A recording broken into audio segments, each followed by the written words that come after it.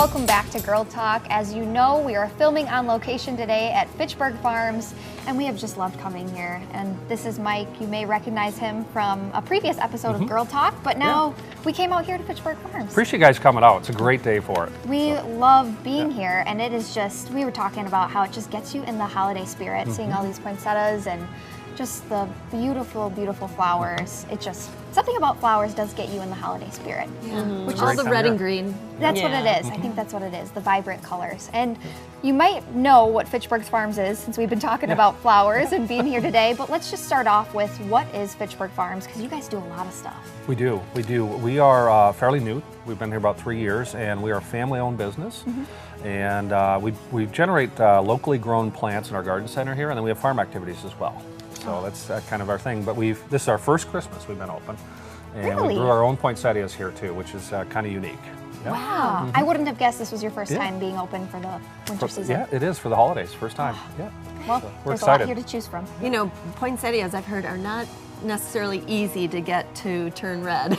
You know, it's a very interesting crop. There's a lot of science behind it. I won't bore with all the details, but they need a certain amount of light and certain conditions to flower up. And they're actually native to Mexico. That's where they originated. So. And I actually found that December 12th is National Poinsettia Day. There we go. All right. Get yourself a poinsettia at Fitchburg Farms. If you're coming in to get a poinsettia, what are your hours, especially if folks have to work and maybe come after work? Yeah, we're open 9 to 6, 7 days a week, and with the exception of Thanksgiving. And then at the end of the day of the 23rd, we close up until next spring. So, okay. So we close for January and February. Okay. Yep. Good to know. Yeah. So we touched on some of the things that you offer just in general, but are you doing any special activities for this kind of holiday time of year? Absolutely. We have all sorts of events. We put them in our newsletter, we put them online, but we have workshops. And workshops really engage our customer and teach them how to be successful. So we have holiday greens workshops. We have a big open house on December 3rd. And at that event, we will have small craft activities, free activities for kids. Santa Claus will be here, and we'll have a greens workshop. So how to make your own living urn, you know, with holiday greens and all. So yeah, there's all sorts of fun stuff from now through the holiday. So with that, do you have to bring anything? Do you provide everything, and does it cost anything? We provide everything. There's no cost for the workshop outside of the supplies needed to make it. And we have a little area right to our left that has all of the supplies, and it's all lined up for the customer, and then we help educate them on how to do it. Wow, you just show up. Yeah, it's easy. So is that your holiday open house, or is that something different? No, we have workshops through every weekend through the holiday, and then December 3rd is kind of our open house community, and then that's where we have all these events with Santa Claus and all the fun stuff for the kids. Yeah, well, what were some of the things for the kids specifically? Interestingly, we have had a very, very successful Easter egg hunt here in the spring. So we're doing a candy cane hunt. And we hide stuff throughout the greenhouse, and the kids just love it. Like, we had somewhere upwards of 400 or 500 people this spring for the Easter egg hunt. It's a free event. Kids just love to come out. We have face painting for the kids. We have concessions. We have Santa Claus. There's all sorts of great stuff on that day. Boy, I loved looking for Easter eggs when I was a kid. I never did a candy cane hunt. That's what I was going to say. I've never thought of that. Did you invent that? That's our first for us, yes. No. Trademark. Yep, trademark. There you go.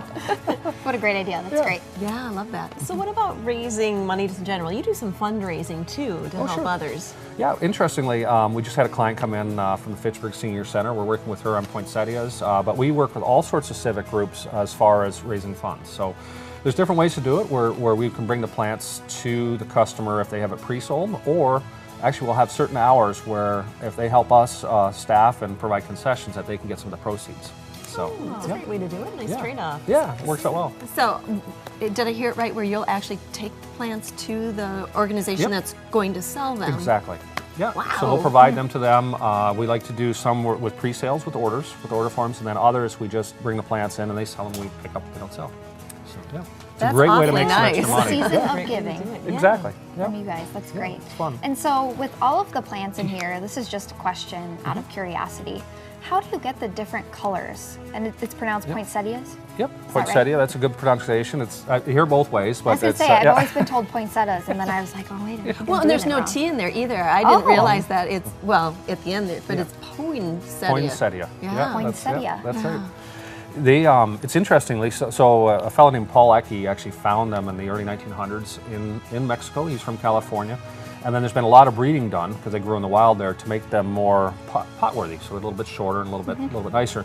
In the last 5 years, there's been tremendous breeding for new colors. And if you walk the greenhouse, you'll see everything from Jingle Bells, which is a red with a white splash on it, to Monet, which is kind of a spray painted pink. But it's really, really unique. But there's upwards of 30 colors total. And they've done a lot of work on the breeding. You know, every year as a gift, I get this enormous poinsettia. And this year I decided to put it outside once spring came. I still had it. I put it outside to attract the hummingbirds to my feeders. Sure. And it's still going. That's awesome. It's not red anymore, No. but it's actually a really beautiful indoor house plant. It's a beautiful plant. It'll last a long time if you take care of it. And one unique fact about it is actually the flower is that little yellow piece in the middle. And that's called the Saithia, but that's the flower. The leaves that turn color are called bracts. So that the color of the poinsettia is actually a colored leaf. It's not the flower. It's that little centerpiece that's the flower. Oh, yeah. So, Love that. Yeah. So what color does yours look like, Janet, now? Is this green? It's just a nice green plant. It looks great though. It's kind of big and bushy and just real robust looking. Wow. Most people that win for them over try to get them to flower again, but it's very tricky. They're daylight sensitive, so you actually have to put them in the closet for so many hours a night to make them turn color again. Pitch black, Pitch no black, light. No light. Yeah. Oh my Oh, so you'll have to try that, Janet. Yeah, Oh, I don't know. Try it. Tell us how it goes. It's a lot of work. It's a lot of work, exactly. And before we go here, could you let the folks know where you guys are located if they want to come check you out and maybe just get some grade A oxygen and, and walk around? Absolutely. So we're located in Fitchburg. We're right on the corner of Highway 14 and County Road MM. Yeah. And you can see us from Highway 14. It's a little tricky getting off the highway, but we have some signs out front, and you can't miss the garden center from the highway. So. Absolutely. It's a big building. That's Can't right. Miss it, Can't right? miss it. Can't miss it. Thank you so much for having you're us welcome. today. We really appreciate it. Awesome. We love having you here. Thank you. Again, this is Mike. He's the owner here over at Fitchburg Farms. And thank you to all of our guests today. And thank you for watching Girl Talk. You can find us next time only on Wisconsin's 57.